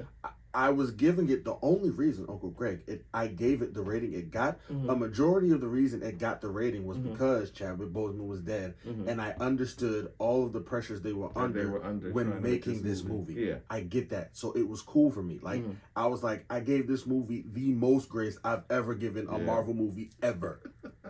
I didn't give it much more than you. You know, I didn't give it much more than you, but I gave it a little bit. I gave it I a gave it a whole little bunch bit more of grace because I understand Mhm. this is not easy. No, It wasn't not. It easy. was not an easy. And at the end of it all, I looked at it and I'm thinking about Ryan Coogler. Am I saying his name right? Coogler. Coogler. Yeah. Ryan Coogler. And I'm thinking, does he have another one in him? And I was like, nah. I think this one. I think this one is it for him. I think. I hope not. I hope not. I hope I'm wrong, but I think he would probably turn the directorship reins over to somebody else. I think. I hope think not. so. He would Because and the thing is, he probably would be involved with it, and maybe even support whoever's vision comes up next. But I can see that this one probably took a lot out of him, and that's probably why a lot of people kind of got killed off and stuff. So they're like, I am done. I am done.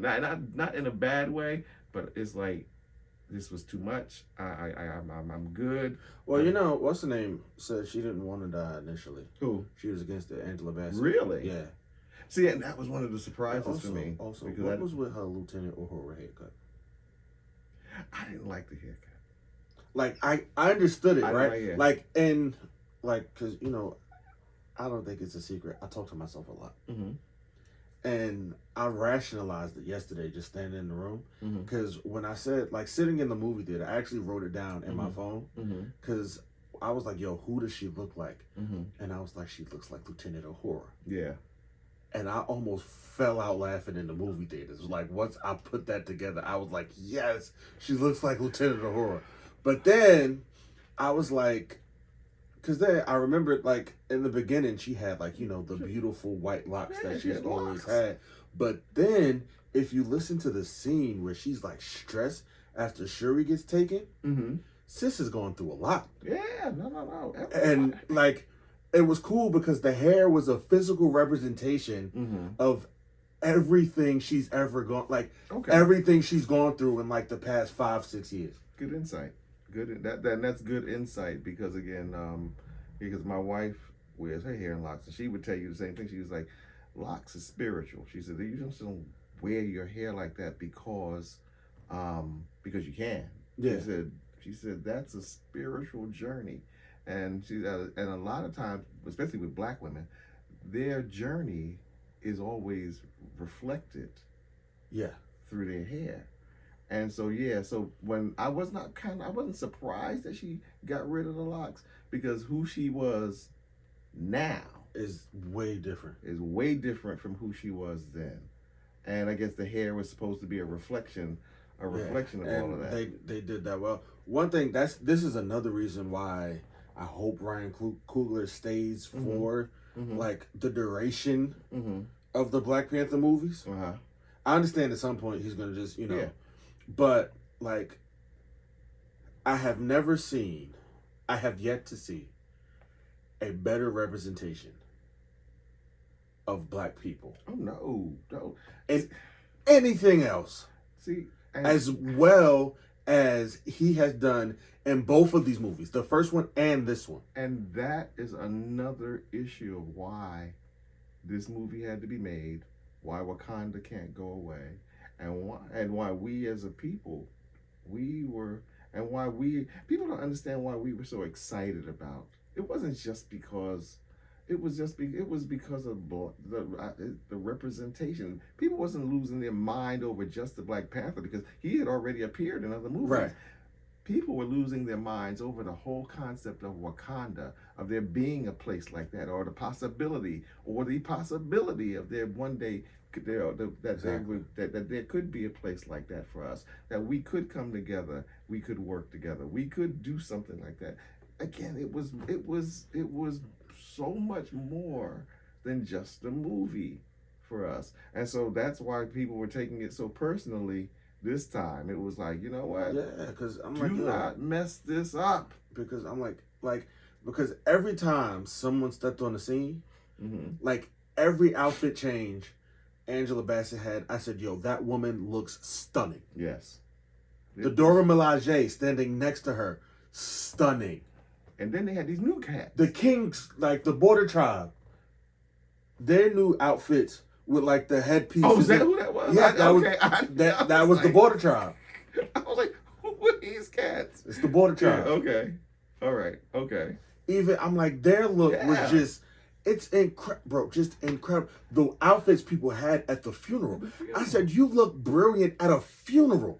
It's like, and I like that because why do we wear black at a funeral? Because that looks like a much easier pill to swallow. Yeah. All of them people in white at that funeral. They were dancing and celebrating, and at the end of it all, that last scene, that last shot, you know, that was one of the scenes where I got kind of emotional, where the camera pulls back and shows like the whole kingdom, and you're seeing everybody standing around in white, and the whole scene got silent, and I'm sitting there like, wow, that is powerful. Also, that was not like cool caskets are a thing, but that was the best casket I've ever seen in my entire life, dog. Yeah. Like, that was the coolest casket I've ever seen. Yeah. Ever. Like, that was... I'm like, who designed that? Yeah, Kudos to you for that, because it was brilliant. Yes. It was absolutely brilliant. Like, just outfit changes, and it was incredible. Another night, why don't Nakia ever want to be in Wakanda? Why she don't like staying home? Yeah. Well, see, first of all, Nakia's job, she wasn't really a Dora Milaje. She was a spy. No, I get that. Okay, she's a spy. She's a spy. But again, you know why she wasn't home in this movie. Yeah. Okay, you found, well, for those who, again, we did warn you in the beginning. But like, you find out in the... never, like, I'm tired of them having to do this in every movie. She wasn't there for the funeral because she was in Haiti, with her son. That was where she was keeping her and T'Challa's son hidden, which was good. Because again, we talked about what was his name? Her son, his Haitian name? No. What's his no? That's he's T'Challa. T'Challa. And I was like, that part was cool. I'm just, for logistics purposes, right? I need to know when, because like, I need to know when Black Panther took place in retrospect to Infinity War. Because she said she had her son for 6 years. Okay. Which means that's the snap plus 1. Yeah. Which means she had to have been at least pregnant during the snap. Prior to the snap. Yeah. So I just want to know when he had time. When did the child... I need to know how, like... I don't need to know, but it'd be nice. Like, that's what I was sitting there thinking when I first seen him. Like, when did you have time from the events of Black Panther and the events of Infinity War to have a kid? I mean, granted, it don't take long. It don't take long. I was trying not to go. He had a lot in place, though. Didn't take. He had a lot in place. Yeah. So that means that some thought. Well, I guess when she announced she was pregnant, and I love the way they did that. That could have been a Disney short. I mean, it can't now, but I love the way they did that. And no, it can still be a Disney short. Because they could show, kind of like give you a little bit of insight on how that would be actually a good. No, I want a Disney short with him having a conversation with her about it. We can't have that Disney short. Oh, no, that's right, yeah. That we can't do. Yeah. I don't know. Well, but at any rate. If they 3D render him in the scene, I'm going to lose my mind. No, I don't think they would do that. But this is what I was thinking. How, because some of the things that she said, obviously, he knew that he was dying. Yeah. And she knew. Yes. Because she said to him, and because when she didn't come back, and then when she's finally talking to Shuri, and she introduces the boy to Shuri, and she said, he prepared us for this. He prepared us. And she said and when Shuri was looking at her kind of like, well, why didn't you bring him home to meet everybody? She said, well, first of all, she said he's already met your mother. So obviously she knew. The mother knew. Yes, she said it. And two, the other thing is that she said, and I didn't want to bring him back. Because I didn't want to, she said, and we did not want him to bring him back because he did not want him to be pressured to have to receive the pressures of the throne at such a, because that's what they would have done. Because he should have technically he should be king. Yeah, I get that. So he should have been king. And if he had been there, that's what they would have done. They would have made him king, and he would have been too late now. And it would have been too young for him. And his father was smart enough to say, you know what? No, I don't want that for my kid. You know, I don't want that. When he becomes king, I want him to be of an age where he could handle the responsibility.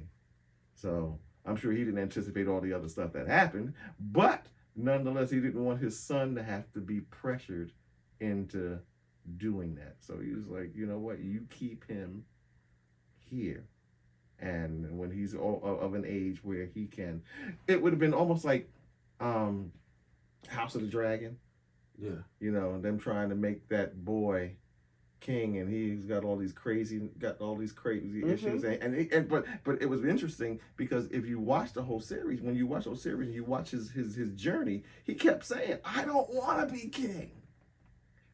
Until enough people got in his head and say, well, and he started realizing, well, if I'm king, then I get to do what I want. And not so much for the betterment of the people, but he's just like, I can do what I want. Now they all have to listen to me, right, and do what and let me do what I want. So if I want to just go and just mess around with all the maidens in town, I can do that. I'm the king. If I want to kill all my enemies, I can do that. I'm the king. I don't listen to my mother anymore. I'm the king. She got to listen to me. And so it's like he wanted to save his son, and I thought that was pretty admirable because we would do. Matter of fact, somebody would have tried to probably even make him the next Black Panther. I hope not. Again, I got a question. Just sitting here thinking, and I get why. Like, why was he sick in the first place? Who? T'Challa. They don't give it a name. But again, I'm assuming that it was, that it was cancer. Right. Again, how did he get it? If the if you were looking for the heart-shaped herb to save him, he already had it because he was the Black Panther already. Black Panther already. So he shouldn't need. So it should already be in there fighting. But again, that's just nitpicking. Yeah. So I'm not going to nitpick. But again, about that. I'm sure that's probably why they didn't give it a name. You know what I'm saying? Sure. Yeah. Because if they had given it a name, you're right. You're absolutely right. It could, then that would have been a legitimate question. Well, then how could he get cancer? He had the heart-shaped herb. He has the heart-shaped herb. He was the Black Panther. Shouldn't there have been some sort of healing factor? Or maybe there wasn't. I don't know. They just call it that disease. There's some sort of disease. Because we're not supposed to think too much into it. Yeah. But I'm sorry. That's what happens when I go see movies. Yeah, me too. I start thinking a lot into some things. I'm listening because I'm waiting for them to say. I start thinking about things like that. Yeah. I'm sorry that you weren't expecting me to think about why he had a disease in the first place. But whatever. I won't overthink it. Yeah. It's like I said, I'm sure it was like he had to, again, Ryan Coogler. I give him a tremendous shout out. Absolutely. Because of the fact that he stuck to it, and and they got that, and even just not even just him, but everybody involved in this movie, that they took this personally.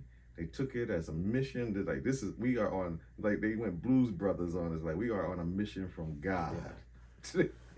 And they're like, we are not going home until the last, till the last scene is shot, till the last special effect is added in.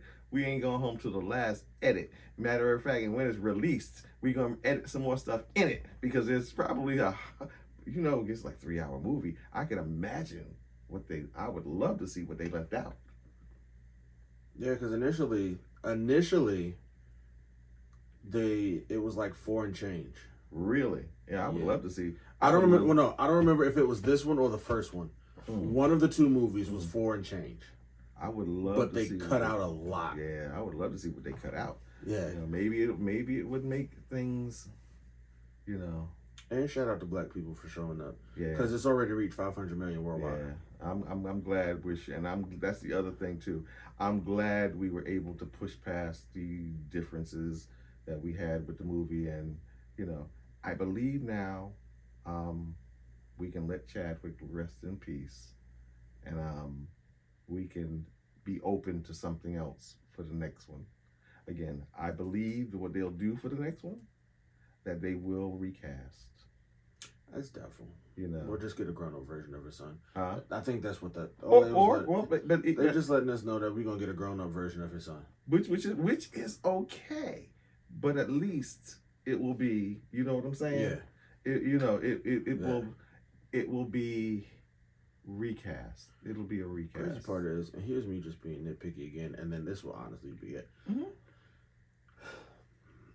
Nakia said that Toussaint, I love that name. Yeah, I like the name too.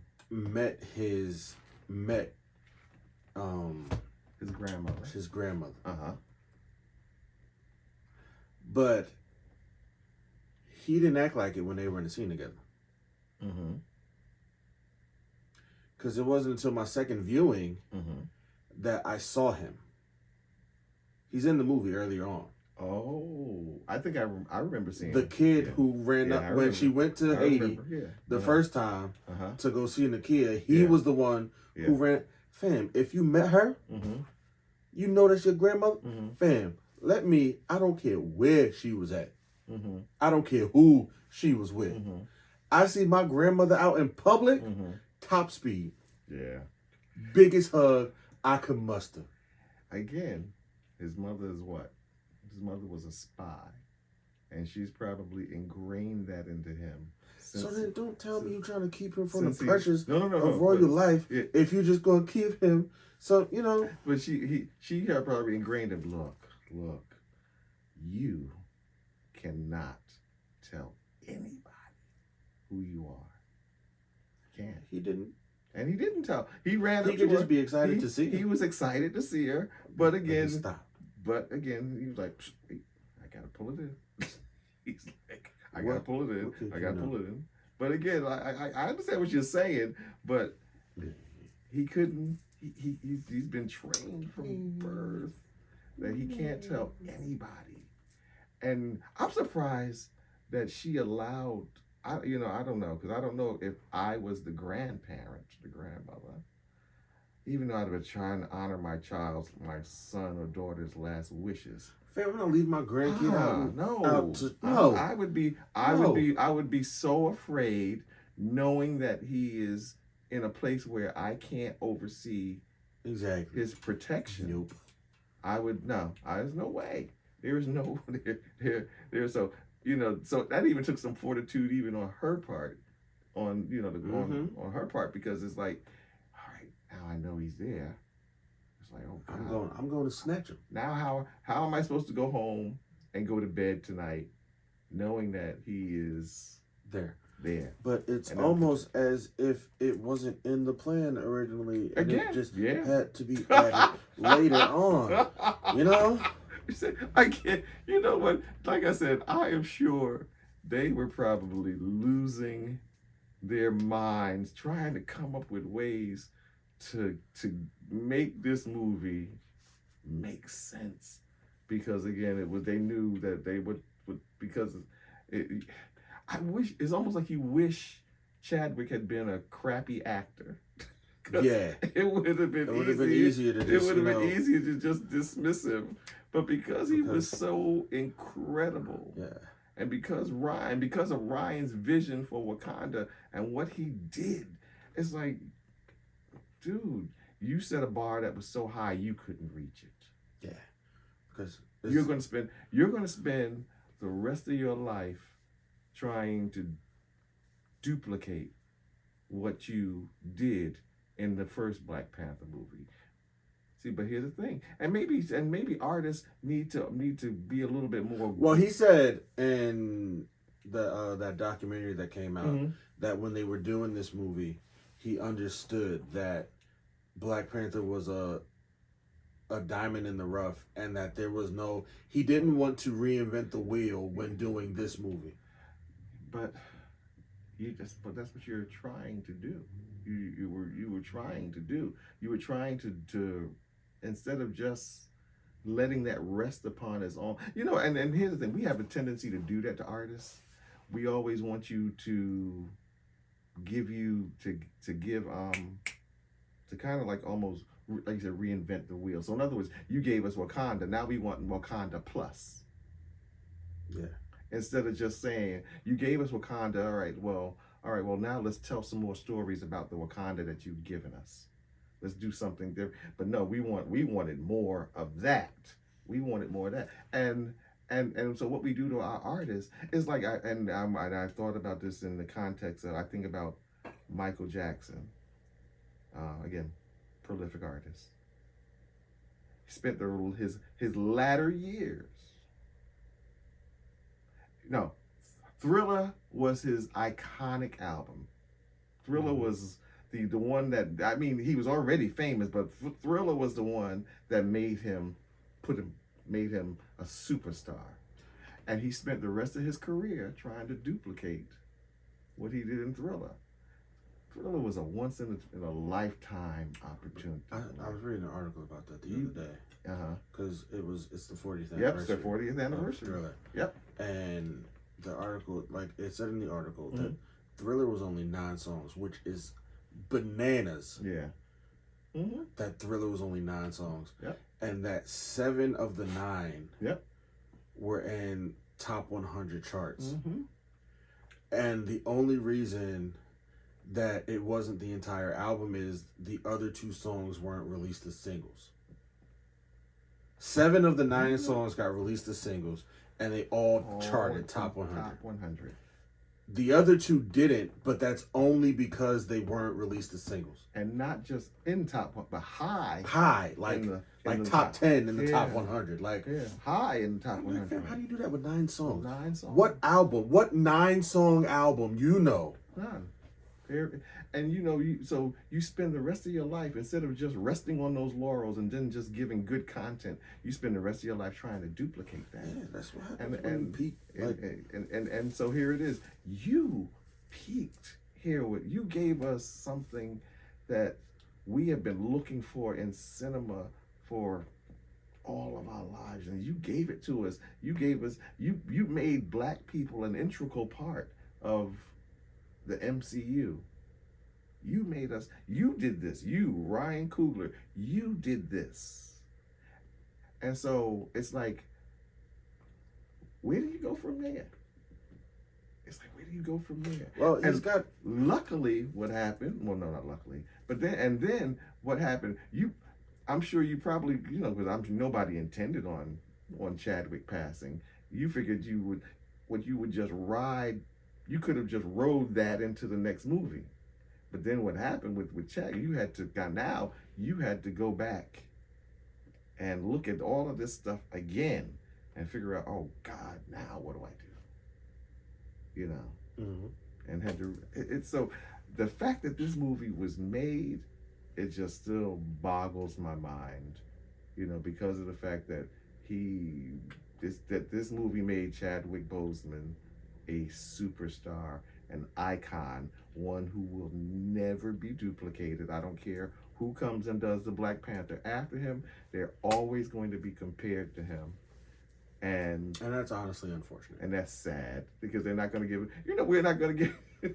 And maybe, and you know what? Or put like this: if they can come in, the actor who can come in and make us forget, or even not forget, but make us and make us not think about Chadwick. He's going to be a phenom. You're right. He's going to be a phenom. But right now, because I said the same thing all the time, and he's not dead, but about Robert Downey Jr. Mm-hmm. Exactly. Nobody. He's Iron Man forever. He's Iron Man forever. Forever. Forever. Like it's like the role was made for him. Like it was just sitting on a shelf, waiting for him to get. And I'm so glad he got to turn his life around. He got a chance to. That movie saved his life. It saved his career. Like that, he got a chance to just swing it around. Yeah, he got a chance to change. Yes. Yeah, everybody don't get that. Not now. Nah, everybody don't get that. Not now. You get canceled before you get a chance. So it's like, but anyway, yeah, it was. Yeah. I'm gonna definitely go and see it again. I will not. Because I want to be able to look at it through and I'll probably try and pick a day when I know it's not going to be a lot of people in the theater. Yeah, because I went Saturday and my father didn't have it. It was still. Yeah, I want to go. Very crowded in that movie theater. I'm going to pick a day where I can go and I'll pick an early show. So go early Thursday. Yeah, huh? What'd you say? So you could go early Thursday. Oh, that's Thanksgiving now. I don't go anywhere. But I bet you it won't be crowded in the movie. It probably. You know what? But you know what? People. That's because I remember when I was a kid. That's what we did on Thanksgiving. When we was kids, after dinner, everybody was looking for something to do. That's usually that's usually where everybody went. They went to the movies. Oh, but you can go early while people watching the Thanksgiving the Macy's Day Parade. Oh no, I'm not doing that. I'm just offering suggestions. I know you're not, but I'm just throwing it out there. It's like first of all, Thanksgiving is usually real cold, and I don't like cold weather. So I'm already trying to think of ways to stay in the house. So but I will probably go maybe. No, Friday's Black Friday. No, it's Black Friday. Because everybody's out Black Friday. You know what? Not so much as they used to. Well, no, because now Black Friday still started 2 weeks ago. Yeah, it's like Black Friday is every day. But yeah, because they're like pre-Black Friday sales. But anyway, it's neither here nor there. Yeah. Black Panther. See it. Go watch it, please. I probably won't watch it again until it hits Disney Plus. And let us know what you think. Yeah. Let us know what you think about it. I was so glad because I saw a lot of people saying, like they really love this movie, and like, a lot of people was like,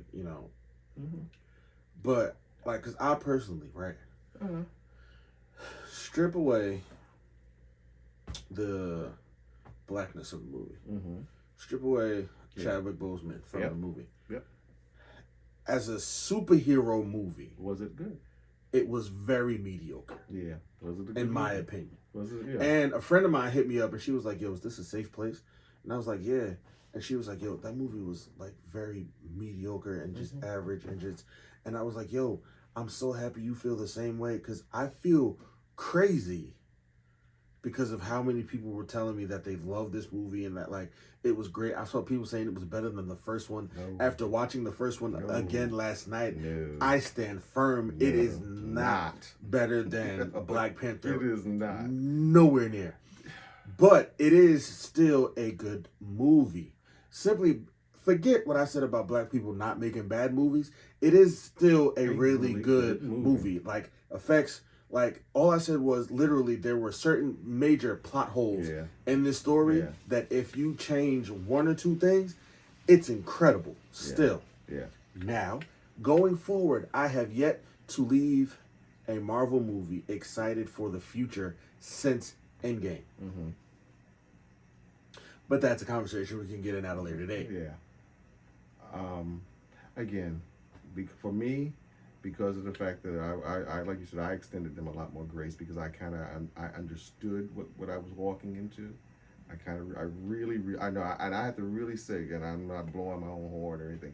I really understood what I was walking into, and I knew that from the onset that what I was walking into was not going to be your typical superhero movie. So it was already, I already knew. I said, it's not going to be your typical super. I already knew. I said, this is not going to be your typical superhero movie, your typical Marvel, especially your Marvel MCU type movie. It is not. This is going to be something totally different, and it's going to be hard to watch. It's going to be hard to watch, and it's going to be hard to like. It's going to be hard to like because of the fact that it's not what we're used to, and it deals with a lot of stuff that we just don't.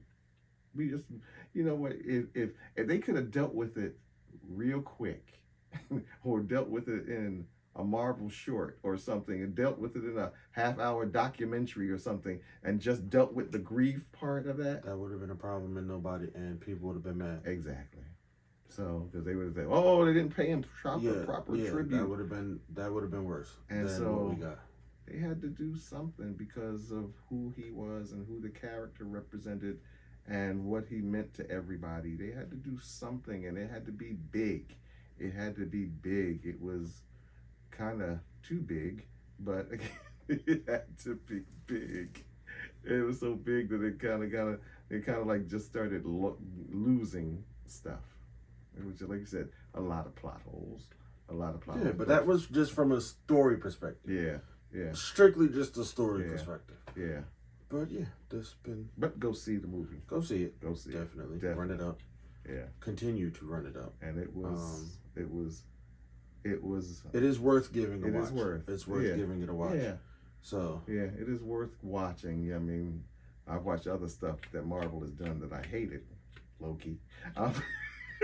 Now see, here we go. No. Yeah, I just wanted to throw that in there because you brought up WandaVision. I'm just saying, WandaVision was bad, and they shouldn't have did it. Now, they might redeem themselves with Agatha after all, but yeah, they might.